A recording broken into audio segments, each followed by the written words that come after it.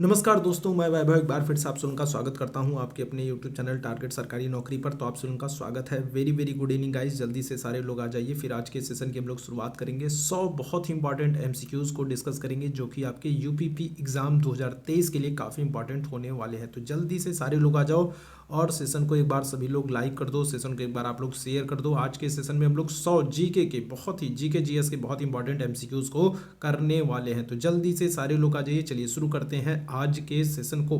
ठीक है, तो सभी लोग जितने लोग जुड़ते चल रहे हो सबसे पहले सेशन को एक बार आप सभी लोग क्या कर दो, सेशन को एक बार लाइक कर दो, सेशन को एक बार आप सभी लोग शेयर कर दो।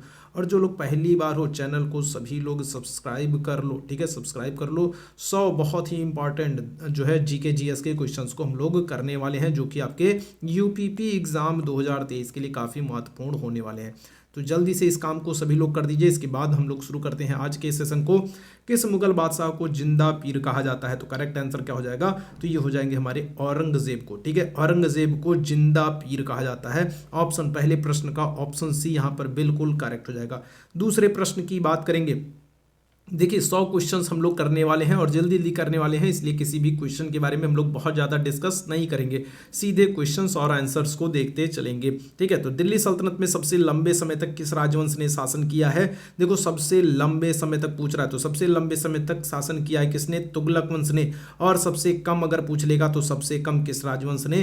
तो खिलजी राजवंश ने किया है। ठीक है भाई बात। तो दूसरे प्रश्न का क्या हो जाएगा? ऑप्शन सी, तुगलक वंश ने सबसे लंबे समय तक शासन किया है। तीसरे प्रश्न की तरफ चलते हैं। सती प्रथा के सबसे प्राचीनतम प्रमाण किस अभिलेख में मिलते हैं? सती प्रथा के सबसे प्राचीनतम प्रमाण, तो क्या करेक्ट आंसर हो जाएगा? तीसरे प्रश्न की बात करेंगे तो ये हो जाएगा आपका कौन सा हो जाएगा? ऑप्शन सी, ऐरण अभिलेख। ऐरण अभिलेख किसका है? तो ध्यान रखिएगा भानुगुप्त का है। ठीक है, किसका है? तो भानुगुप्त का है ऐरण अभिलेख। ठीक है, ऑप्शन क्या हो जाएगा? सी यहाँ पर बिल्कुल करेक्ट हो जाएगा। चौथे प्रश्न की तरफ चलेंगे। भारत में आने का सही क्रम क्या है? तो देखो ये विदेशी आक्रमणकारी हैं और भारत में इनके आने का सही क्रम पूछा जा रहा है। तो देखो 4 विकल्प आपके सामने हैं और सही आंसर क्या होगा? तो ये हो जाएगा ऑप्शन बी। सबसे पहले आएंगे कौन? हिंद यूनानी आते हैं, उसके बाद कौन आएंगे? शक आएंगे, उसके बाद पहलव और उसके बाद कुषाण आएंगे। तो चौथे प्रश्न का ऑप्शन बी यहाँ पर बिल्कुल करेक्ट हो जाएगा। आगे बढ़ते हैं 5वें प्रश्न की तरफ। 5वें प्रश्न का आंसर कीजिएगा। अकबर ने इलाही संवत की घोषणा कब की है? देखो इलाही संवत पूछ रहा है तो इलाही संवत की घोषणा की थी 1583 में। ऑप्शन क्या हो जाएगा? ऑप्शन बी यहाँ पर बिल्कुल करेक्ट हो जाएगा। 1582 में, ध्यान रखना 1582 में क्या किया है? तो 1582 में दीन ए इलाही धर्म है। ठीक है, ध्यान रखिएगा। अगर धर्म की बात करेगा तब तो क्या हो जाएगा? तब हो जाएगा 1582 में दीन ए इलाही धर्म। और अगर पूछेगा इलाही संवत तब होगा आपका आंसर ऑप्शन बी 1583। आगे बढ़ेंगे 6वें प्रश्न की तरफ। चंदेरी का युद्ध किस वर्ष हुआ है? चंदेरी का युद्ध, तो देखिए ये युद्ध जो है ये युद्ध होगा बाबर और किसके बीच? बाबर और मेदिनी राय के बीच। ध्यान रखिएगा, बाबर और मेदिनी राय के बीच ये चंदेरी का युद्ध होता है। कब होगा? 1528 में होगा। ऑप्शन क्या हो जाएगा? ऑप्शन बी यहाँ पर बिल्कुल करेक्ट हो जाएगा। आगे बढ़ेंगे 7वें प्रश्न की तरफ। अंग्रेजों ने सेंट जॉर्ज के किले का निर्माण कहाँ पर किया है? कलकत्ता, मुंबई, मद्रास या फिर गोवा? 7वें प्रश्न की बात करेंगे। अंग्रेजों ने सेंट जॉर्ज किले का निर्माण कहाँ पर किया है? तो करेक्ट आंसर हो जाएगा कहाँ पर? मद्रास में। अगर पूछ ले कोलकाता में, तो देखो कोलकाता में अंग्रेजों ने निर्माण किया था किसका? फोर्ट विलियम का। ठीक है, किसका किया था? फोर्ट विलियम का निर्माण कोलकाता में किया था और सेंट जॉर्ज किले का निर्माण मद्रास में किया था। ऑप्शन सी यहाँ पर बिल्कुल करेक्ट हो जाएगा। आगे बढ़ेंगे 8वें प्रश्न की तरफ। मृच्छकटिकम किसकी पुस्तक है? 8वें प्रश्न का आंसर करेंगे। मृच्छकटिकम किसकी पुस्तक है? तो ऑप्शन आपका सी करेक्ट होगा। कौन? शूद्रक। शूद्रक की पुस्तक है मृच्छकटिकम। आगे बढ़ेंगे 9वें प्रश्न की तरफ। कौन सा अनुच्छेद सरकारी नियोजन के लिए अवसर की समानता उपलब्ध कराता है? कौन सा अनुच्छेद है? तो यहाँ पर करेक्ट आंसर हो जाएगा आपका ऑप्शन आपका ए। ठीक है, अनुच्छेद 16 जो है ये सरकारी नियोजन या सरकारी नौकरियों के लिए अवसर की समानता को उपलब्ध कराता है। देखो 100 क्वेश्चंस है और आज हम लोग क्या करेंगे, जल्दी जल्दी इन 100 क्वेश्चंस को कंप्लीट करेंगे, है ना। अगर एक एक क्वेश्चन पे हम लोग समय देंगे तो बहुत लंबा हो जाएगा। सीधे डायरेक्ट क्वेश्चन और आंसर को हम लोग देखते चलते हैं, ठीक है भाई। बात आगे बढ़ेंगे 10वें प्रश्न की तरफ। महाधिवक्ता का प्रावधान किस अनुच्छेद में किया गया है। महाधिवक्ता की अगर हम लोग बात करें तो देखो महाधिवक्ता जो होता है इसको हम लोग क्या कहते हैं, इसको हम लोग कहते हैं एडवोकेट जनरल, ठीक है, ध्यान रखना। क्या कहते हैं, एडवोकेट जनरल कहते हैं महाधिवक्ता को। राज्य सरकार का सर्वोच्च विधिक अधिकारी होता है और इसका उल्लेख जो है ये किया गया है कहां पर, अनुच्छेद 165 में। ऑप्शन क्या होगा, डी यहां पर बिल्कुल करेक्ट होगा। आगे बढ़ेंगे, किस अनुच्छेद में संघ को हिंदी भाषा के प्रचार प्रसार के लिए निर्देश दिया गया है। बताइएगा कौन सा अनुच्छेद है जिसके तहत संघ को हिंदी भाषा के प्रचार प्रसार के लिए निर्देश दिया गया है। ऑप्शन हो जाएगा आपका डी, अनुच्छेद 351 के तहत। आगे बढ़ेंगे, अगले प्रश्न का आंसर कीजिएगा।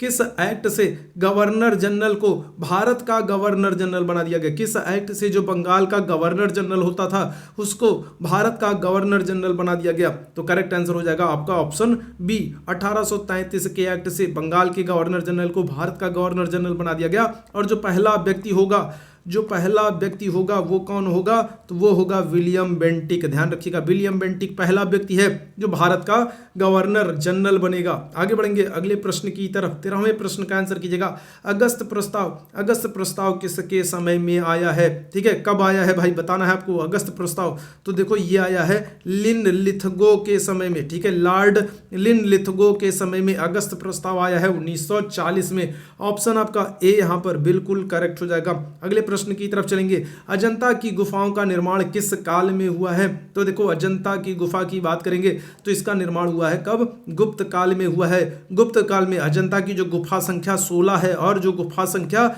17 है, इनका निर्माण कब हुआ है, तो इनका निर्माण गुप्त काल में हुआ है। ऑप्शन क्या हो जाएगा, सी यहां पर बिल्कुल करेक्ट हो जाएगा। आगे बढ़ेंगे, नागरिकता की समाप्ति के कितने तरीके हैं।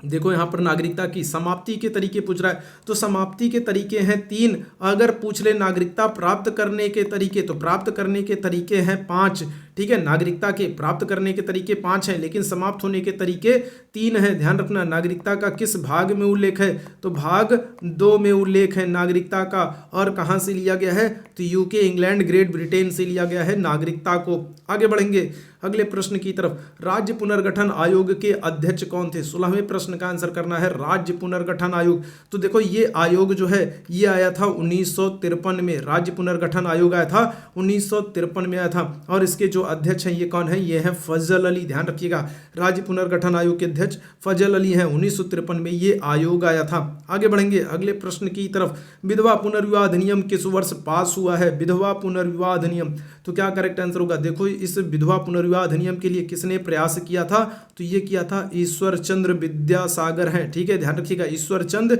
विद्यासागर हैं जिन्होंने इसके लिए प्रयास किया है। ईश्वर चंद्र विद्यासागर 1856 में विधवा पुनर्विवाह अधिनियम पास होगा। आगे बढ़ेंगे 18वें प्रश्न का आंसर कीजिएगा। भारत का राष्ट्रीय विरासत पशु क्या है, तो भारत का राष्ट्रीय विरासत पशु जो है ये है हाथी। और अगर पूछ ले आपसे कि प्रोजेक्ट एलिफेंट कब आया है, प्रोजेक्ट एलिफेंट कब आया है, तो ये क्या हो जाएगा, तो ये हो जाएगा आपका 1992 में प्रोजेक्ट एलिफेंट आया है और हाथी को भारत का राष्ट्रीय विरासत पशु घोषित किया गया है। ऑप्शन बी यहां पर बिल्कुल करेक्ट हो जाएगा। 19वें प्रश्न की तरफ चलेंगे। NGT national green tribunal, NGT national green tribunal, राष्ट्रीय हरित प्राधिकरण स्थापना कब हुई है। करेक्ट आंसर क्या हो जाएगा, ऑप्शन डी हो जाएगा 2010 में। एनजीटी की स्थापना कब हुई है, तो 2010 में हुई है। आगे बढ़ेंगे 20वें प्रश्न की तरफ। आर्थिक रूप से पिछड़े वर्ग के लिए 10% आरक्षण का प्रावधान किस संशोधन में किया गया है। क्या करेक्ट आंसर हो जाएगा, तो देखिए 20वें प्रश्न का ऑप्शन डी, 103वां जो संविधान संशोधन है इसके द्वारा ध्यान रखिएगा पिछड़े वर्ग के लिए 10% आरक्षण का प्रावधान किया गया है। अगर 101 की बात करेंगे तो 101 में क्या है, 101वें संविधान संशोधन में जीएसटी है। ऑप्शन यहां पर क्या होगा, डी बिल्कुल करेक्ट होगा, 103। 21वें प्रश्न की बात करेंगे। महिलाओं को वोट देने वाला, ठीक है, महिलाओं को वोट देने का अधिकार देने वाला पहला देश कौन है। करेक्ट आंसर क्या हो जाएगा आपका, न्यूजीलैंड हो जाएगा। अगर भारत की बात करें कि भारत ने कब दिया है, तो ध्यान रखिएगा भारत ने महिलाओं को वोट देने का अधिकार 1919 के एक्ट से दिया है। करेक्ट आंसर यहां पर होगा आपका न्यूजीलैंड। आगे बढ़ेंगे अगले प्रश्न की तरफ। पावर ऑफ द माइंड नामक पुस्तक किसके द्वारा लिखी गई है? पावर ऑफ द माइंड नामक पुस्तक किसके द्वारा लिखी गई है? तो करेक्ट आंसर क्या हो जाएंगे? तो ये हो जाएंगे आपके स्वामी विवेकानंद। ध्यान रखिएगा पावर ऑफ द माइंड, तो ये स्वामी विवेकानंद की पुस्तक है। ऑप्शन बी यहां पर बिल्कुल करेक्ट हो जाएगा। आगे बढ़ते हैं 23वें प्रश्न की तरफ। मजलिस किस देश की संसद का नाम है? मजलिस किस देश की संसद का नाम है? करेक्ट आंसर क्या हो जाएगा? तो ईरान हो जाएगा। ध्यान रखिएगा मजलिस किस देश की? तो ईरान की संसद का नाम है। और ध्यान रखिएगा मालदीव की संसद का नाम भी मजलिस है। ठीक है, क्या मालदीव और ईरान दोनों की संसद का नाम मजलिस है। ऑप्शन यहाँ पर बी बिल्कुल करेक्ट हो जाएगा। आगे बढ़ेंगे अगले प्रश्न की तरफ। मौसम विज्ञान दिवस कब मनाते हैं? चलिए जल्दी से बताइएगा मौसम विज्ञान दिवस कब मनाते हैं? करेक्ट आंसर क्या हो जाएगा? ऑप्शन आपका ये हो जाएगा बी 23 मार्च। 23 मार्च को क्या करते हैं? मौसम विज्ञान दिवस मनाते हैं 23 मार्च को। आगे बढ़ेंगे अगले प्रश्न की तरफ। स्वर्ण मंदिर की स्थापना किसने की है? स्वर्ण मंदिर की स्थापना किसने की है? करेक्ट आंसर कौन हो जाएंगे? तो ये हो जाएंगे अर्जुन देव। सिखों के कौन से गुरु हैं? तो ध्यान रखिएगा 5वें गुरु हैं। इन्होंने अर्जुन देव ने स्वर्ण मंदिर की स्थापना की है। और ध्यान रखिएगा अर्जुन देव को जहांगीर के समय में क्या की गई है? जहांगीर के समय में फांसी दे दी गई। ध्यान रखिएगा जहांगीर के समय में गुरु अर्जुन देव को फांसी दे दी गई थी। सिखों के 5वें गुरु हैं। स्वर्ण मंदिर की स्थापना का श्रेय इन्हीं को जाता है। आगे बढ़ेंगे वित्त आयोग का पहला अध्यक्ष किसको बनाया गया था? वित्त आयोग का पहला अध्यक्ष किसको बनाया गया है? तो करेक्ट आंसर कौन हो जाएंगे? तो ये हो जाएंगे आपके ऑप्शन डी केसी नियोगी हो जाएंगे। केसी नियोगी को वित्त आयोग का पहला अध्यक्ष बनाया गया। अगर वर्तमान पूछ ले तो वर्तमान कौन है? तो ये है एन.के. सिंह। ध्यान रखिएगा एन.के. सिंह जो है ये वर्तमान वित्त आयोग के अध्यक्ष है और पहले वित्त आयोग के अध्यक्ष केसी नियोगी थे। आगे बढ़ेंगे अगले प्रश्न की तरफ। विश्व विरासत दिवस कब मनाते हैं? विश्व विरासत दिवस कब मनाते हैं? करेक्ट आंसर हो जाएगा आपका ऑप्शन ए 18 अप्रैल को। 18 अप्रैल को विश्व विरासत दिवस मनाते हैं। 28वें प्रश्न का आंसर करेंगे। हमास किस देश का आतंकवादी संगठन है? तो हमास तो ध्यान रखिएगा ये फिलिस्तीन का आतंकवादी संगठन है। आगे बढ़ेंगे राष्ट्रीय पंचायत किस देश की संसद का नाम है? तो क्या हो जाएगा? तो 29वें प्रश्न की बात करेंगे। ऑप्शन हो जाएगा आपका सी नेपाल की संसद का नाम है राष्ट्रीय पंचायत। ध्यान रखिएगा ऑप्शन सी यहां पर बिल्कुल करेक्ट हो जाएगा। 30वें प्रश्न की बात करेंगे। किसे सर्वप्रथम भारत रत्न मरणोपरांत दिया गया? भाई किसे सर्वप्रथम मरणोपरांत भारत रत्न दिया गया? देखो अगर पुरुष की बात करेंगे तो पुरुष में है लाल बहादुर शास्त्री। ध्यान रखिएगा अगर पुरुष में बात करेंगे तो हो जाएगा लाल बहादुर शास्त्री और अगर महिला की बात करेंगे तो हो जाएगी अरुणा आसफ अली। तो यहाँ पर मैंने जानबूझ के 2 ऑप्शन रखा था ताकि दोनों के बारे में मैं आपको बता सकूं। तो ध्यान रखना अगर पूछा जाए कि भारत रत्न मरणोपरांत सबसे पहले किस पुरुष को दिया गया तो पुरुष होंगे लाल बहादुर शास्त्री और अगर महिला पूछा जाएगा तो ये हो जाएंगी अरुणा आसफ अली। दोनों चीजों को ध्यान रखिएगा। आगे बढ़ेंगे वंदे मातरम पत्रिका से संबंधित कौन है? तो देखो यहां पर 2 ऑप्शन है बिपिन चंद्र पाल और अरविंद घोष। इन दोनों लोगों के नाम मिलते हैं वंदे मातरम पत्रिका से। लेकिन ध्यान रखना अगर इस तरीके के दोनों ऑप्शन आ जाए तो पहले आप अरविंदो घोष को ही करना क्योंकि अरविंदो घोष है ये अधिक महत्वपूर्ण है। ध्यान रखिएगा। लेकिन अगर मान लो अरविंदो घोष ऑप्शन में नहीं देता है तब आप बिपिन चंद्र पॉल भी कर सकते हो। लेकिन पहले आप क्या करना? पहले आप अरविंदो घोष को ही करना। आगे बढ़ेंगे 32वें प्रश्न की तरफ। भारतीय ज्ञानपीठ पुरस्कार से पुरस्कृत प्रथम महिला पूछ रहा है। ठीक है, ज्ञानपीठ पुरस्कार से सम्मानित की गई पहली महिला कौन है? तो ये हो जाएंगी आशा पूर्णा देवी। ऑप्शन क्या हो जाएगा? सी यहां पर बिल्कुल करेक्ट हो जाएगा आशा पूर्णा देवी। 33वें प्रश्न की बात करेंगे। ऑस्कर पुरस्कारों की शुरुआत किस वर्ष हुई है? ऑस्कर पुरस्कारों की शुरुआत किस वर्ष हुई है? तो ऑप्शन यहां पर ए करेक्ट हो जाएगा 1929 में ऑस्कर पुरस्कारों की शुरुआत हुई है। आगे बढ़ेंगे। प्लास्टिक मुद्रा जारी करने वाला पहला देश कौन सा है? प्लास्टिक मुद्रा जारी करने वाला पहला देश करेक्ट आंसर हो जाएगा आपका ऑस्ट्रेलिया। ठीक है, ध्यान रखिएगा ऑस्ट्रेलिया प्लास्टिक मुद्रा जारी करने वाला पहला देश है। अगर बात करेंगे कागज, ठीक है, कागज जो छपाई है, ठीक है, कागज छपाई अगर बात करेंगे, प्रिंटिंग प्रेस की बात करेंगे तो ये कौन हो जाएगा? तो ये हो जाएगा आपका चाइना हो जाएगा। आगे बढ़ेंगे। हरित ग्रंथियां किससे संबंधित है? हरित ग्रंथियां किससे संबंधित है? तो ये हो जाएगा आपका उत्सर्जन से। ठीक है, ध्यान रखिएगा उत्सर्जन तंत्र से संबंधित है आपकी क्या? हरित ग्रंथियां। ऑप्शन क्या हो जाएगा? सी यहां पर बिल्कुल करेक्ट हो जाएगा। 36वें प्रश्न की बात करेंगे, ईवीएम का पहली बार प्रयोग कब किया गया, किस वर्ष में किया गया? तो ध्यान रखना 1982 में किया गया है। कहां पर किया गया है? तो केरल के पेरूर विधानसभा में किया गया है पहली बार ईवीएम का प्रयोग 1982 में। आगे बढ़ेंगे, 37वें प्रश्न की बात करेंगे, आकस्मिक निधि का उल्लेख कहां पर है? ठीक है, आकस्मिक निधि पूछ रहा है तो करेक्ट आंसर हो जाएगा आपका अनुच्छेद 267। ध्यान रखना 266 में क्या है? 266 में है संचित निधि। ध्यान रखना क्या है? तो संचित निधि है। 266 में संचित निधि है और 267 में क्या है? आकस्मिक निधि है। ये बात ध्यान रखिएगा। आगे बढ़ेंगे, शारदा अधिनियम किस वर्ष आया है? शारदा अधिनियम तो लड़कियों की विवाह की आयु को बढ़ाने के उद्देश्य से शारदा अधिनियम लाया गया था 1929 में। ऑप्शन क्या हो जाएगा? बी यहां पर बिल्कुल करेक्ट हो जाएगा। तीसरे प्रश्न की बात करेंगे, संपूर्ण क्रांति का नारा किसने दिया? संपूर्ण क्रांति, समग्र क्रांति का नारा किसने दिया है? करेक्ट आंसर हो जाएंगे जयप्रकाश नारायण। ऑप्शन क्या हो जाएगा? ऑप्शन डी यहां पर बिल्कुल करेक्ट हो जाएगा। गांधी जी ने 1904 में दक्षिण अफ्रीका में कौन से मठ की स्थापना की थी? तो कौन सा मठ है जिसकी स्थापना की है गांधी जी ने 1904 में? तो ऑप्शन हो जाएगा आपका फिनिक्स आश्रम की स्थापना की थी। ध्यान रखिएगा दक्षिण अफ्रीका में। और दक्षिण अफ्रीका से कौन सी पत्रिका का संपादन करते थे? तो ध्यान रखना कौन सी है? तो इंडियन ओपिनियन। ठीक है, ये गांधी जी की पत्रिका है जिसका संपादन दक्षिण अफ्रीका से करते थे। आगे बढ़ेंगे 41वें प्रश्न की तरफ, संगमरमर पर पित्राद्युरा रंगीन पत्थरों की जड़ाई किसके समय में पहली बार की गई है? करेक्ट आंसर क्या हो जाएगा आपका? जहांगीर हो जाएगा। ऑप्शन बी जहांगीर के समय में किया गया है। 42वें प्रश्न की बात करेंगे, कंद्रियावा महादेव मंदिर का निर्माण किस शासनकाल के दौरान हुआ है? किसके दौरान? कंद्रियावा महादेव मंदिर। तो करेक्ट आंसर हो जाएगा आपका चंदेल। अगर खजुराहो के मंदिर पूछ ले तो ये भी क्या हो जाएगा? चंदेल हो जाएंगे। कंद्रियावा महादेव मंदिर चंदेल राजवंश। ऑप्शन ए बिल्कुल करेक्ट है। 43वें प्रश्न की बात करेंगे, दान सागर की रचना किसने की है? देखो दान सागर पूछे चाहे अद्भुत सागर पूछे, ठीक है, कौन सा? दान सागर पूछे चाहे अद्भुत सागर पूछे, दोनों की रचनाकार कौन है? तो वल्लाल सेन है। ध्यान रखिएगा ऑप्शन ए यहां पर बिल्कुल करेक्ट हो जाएगा। 44वें प्रश्न की बात करेंगे, महावीर स्वामी के बचपन का नाम क्या है? महावीर स्वामी के बचपन का नाम क्या है? तो ये हो जाएगा वर्धमान। और ध्यान रखना महावीर स्वामी के पिता कौन थे? तो पिता का नाम हो जाएगा सिद्धार्थ। ठीक है, चलो आगे बढ़ेंगे अगले प्रश्न की तरफ। मनुस्मृति मुख्यतः संबंधित है किससे संबंधित है? मनुस्मृति। करेक्ट आंसर क्या हो जाएगा? तो ये ध्यान रखना कानून से संबंधित है। ठीक है, किससे? कानून से संबंधित है। आगे बढ़ेंगे 46वें प्रश्न की तरफ। विजयनगर साम्राज्य में दूसरा राजवंश कौन था? तो देखो विजयनगर साम्राज्य में अगर पहला पूछे तो पहला था संगम वंश। दूसरा कौन था? दूसरा था सुल्लू। तीसरा कौन था? तीसरा था तुल्लू।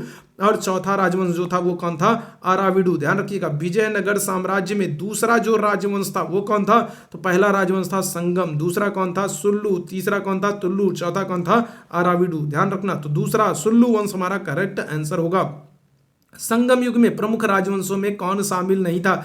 देखो संगम काल की बात करेंगे तो संगम काल में 3 राजवंश थे। चोर नहीं होगा, यहां पर होगा आपका क्या? चोल होगा। ठीक है, ध्यान रखना चोल, चेर और क्या होगा? और पांड्य। तो 3 राजवंश थे संगम काल में, 3 राजवंश थे। सातवाहन इसमें शामिल नहीं थे। ऑप्शन डी यहां पर बिल्कुल करेक्ट हो जाएगा।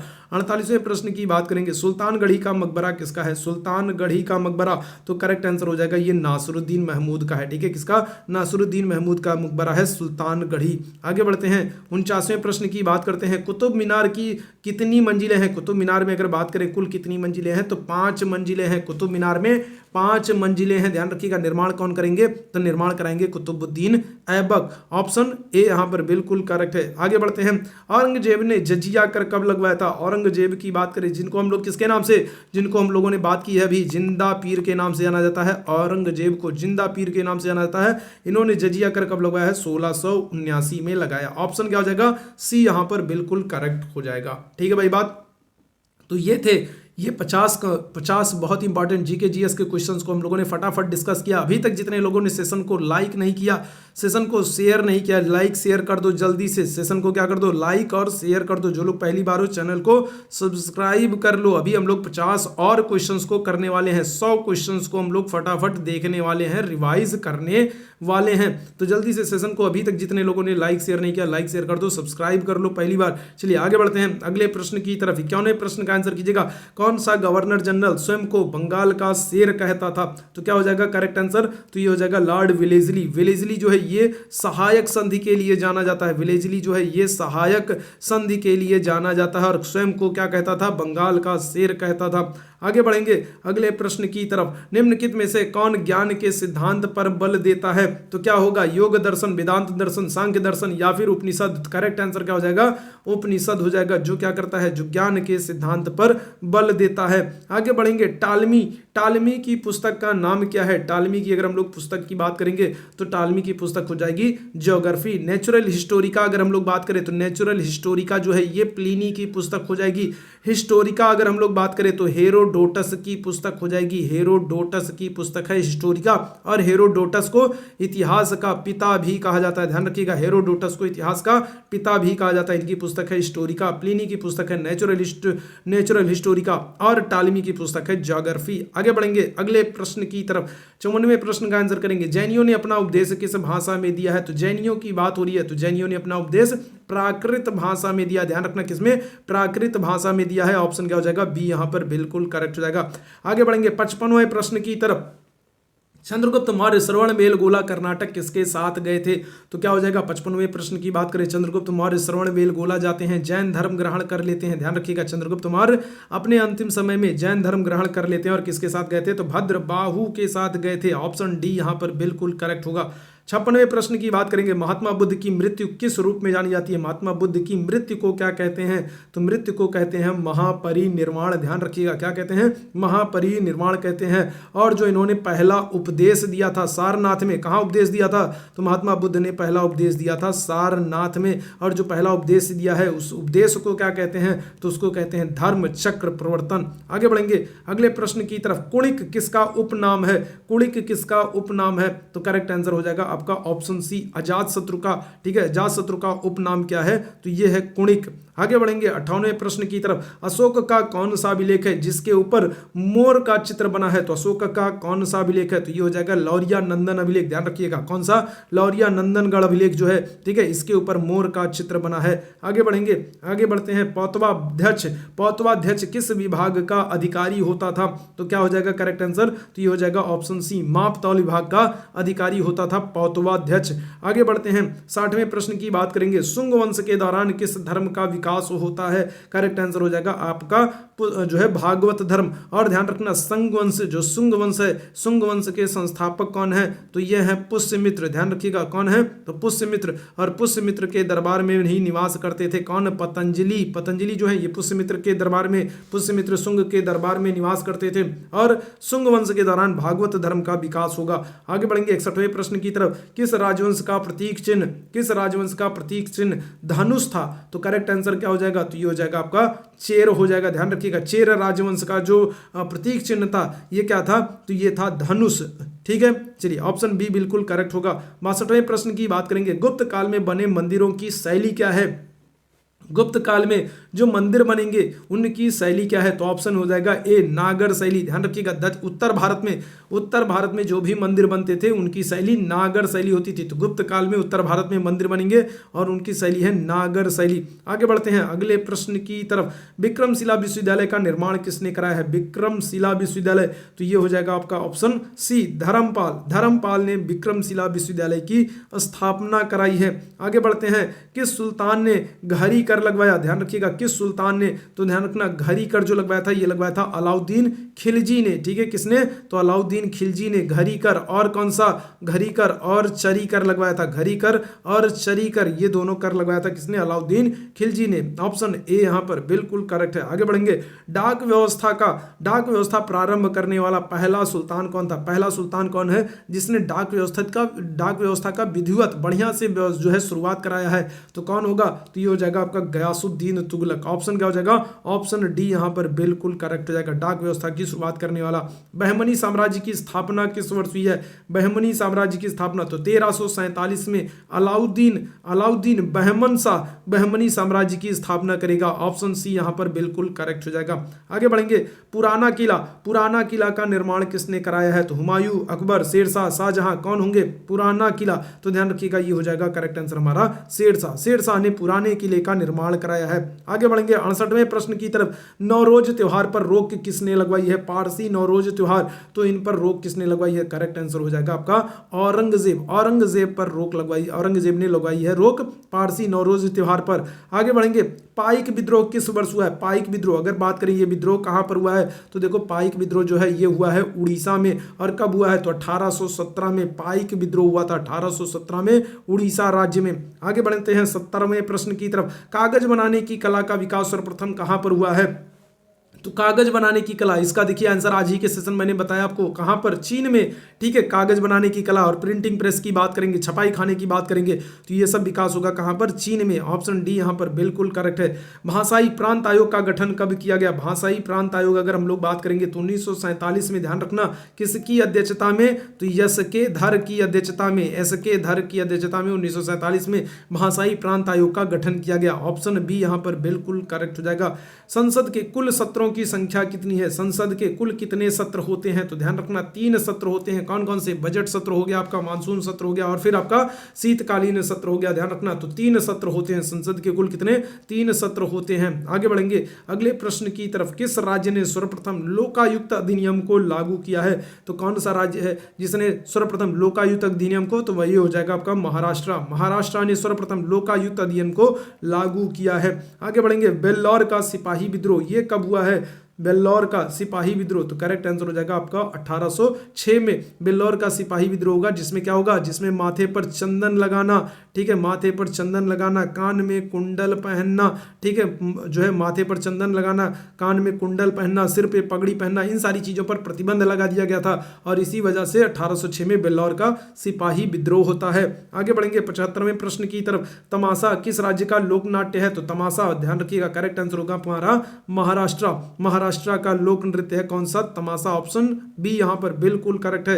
76वें प्रश्न की बात करेंगे। सरकारी आयोग का गठन किस वर्ष हुआ है? करेक्ट आंसर हो जाएगा 1983 में। ध्यान रखना, सरकारी आयोग जो है ये किससे? तो ये केंद्र राज्य संबंध से है। ध्यान रखिएगा, इसका संबंध किससे है? तो केंद्र राज्य संबंधों से है सरकारी आयोग 1983।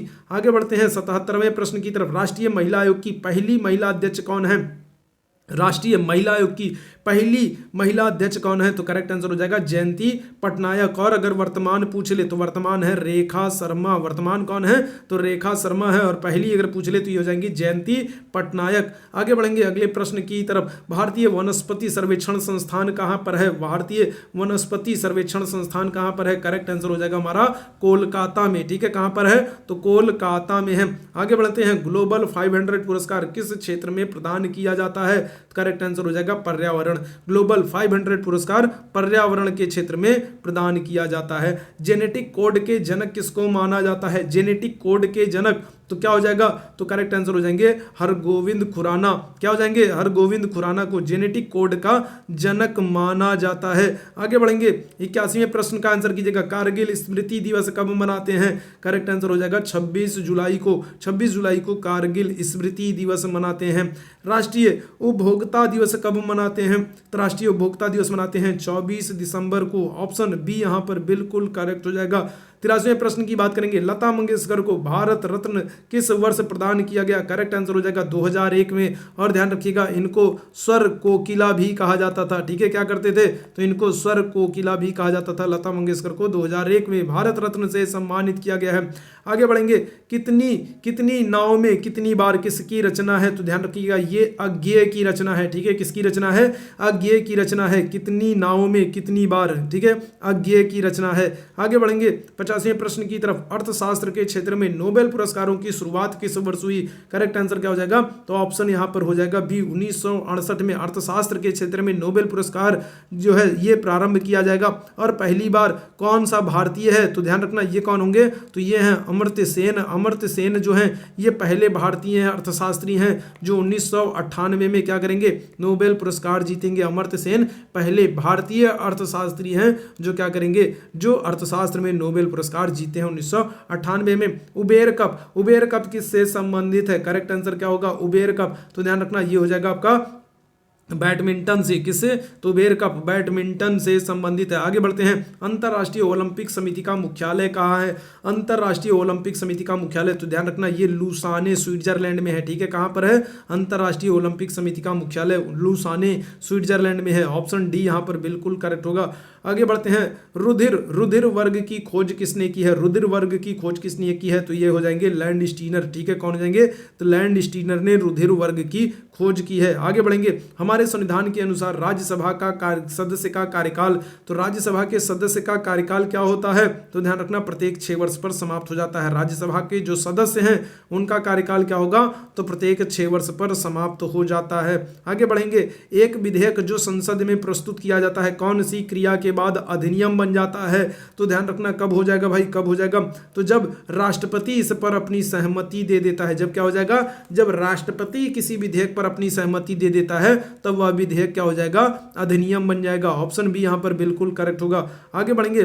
पाटलिपुत्र के संस्थापक कौन है? तो ध्यान रखना पाटलिपुत्र के जो संस्थापक हैं ये है उदयन। ठीक है, कौन सी नदी? तो ध्यान रखना गंगा और सोन नदी के संगम पर, ध्यान रखना गंगा और सोन नदी के संगम पर, गंगा और सोन नदी के तट पर पाटलिपुत्र नगर की स्थापना होगी, उदयन करेंगे। आगे बढ़ेंगे। 92वें प्रश्न। विश्व का पहला गणतंत्र वैशाली किसके द्वारा स्थापित किया गया? तो करेक्ट आंसर क्या हो जाएगा? तो लिच्छवी। ध्यान रखना ये वैशाली जो है ये किस महाजनपद की राजधानी है?